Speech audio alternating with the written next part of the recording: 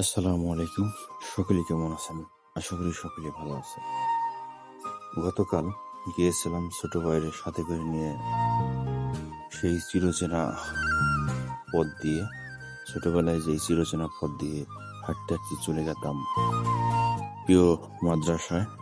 কিন্তু অনেক দিন যাবৎ এই সাঁকো দিয়ে যাওয়া হয় না, তাই ছোট ভাইকে সাথে করে নিয়ে চলে গেলাম সেই মনোহরপুর মাদ্রাসার উদ্দেশ্যে।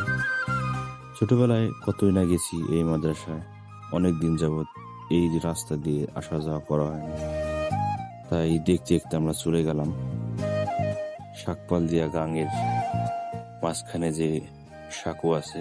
গ্রামগঞ্জের এই ভিউটা মাশাআল্লাহ, শহরের মানুষ কোনো সময়ও নিতে পারে না। তারাও নিতে পারে কালো পানির যে একটা ফ্লেভার, ওই ফ্লেভার আবার গ্রামের মানুষ পায় না।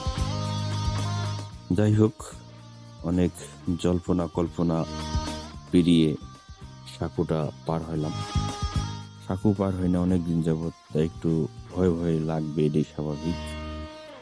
তারপরও সুন্দরভাবে ইনশাল্লাহ আল্লাহ পাকের রহমতে পার হওয়ার পর উপর দিয়ে এই রাস্তা দিয়ে আস্তে আস্তে ছোটবেলার কথা ছোট ভাইকে বললাম, এই রাস্তা দিয়ে কতই না গেছি, এখন বড় হওয়ার পর এই রাস্তা দিয়ে আর যাওয়া হয় না এরকম ভাবে।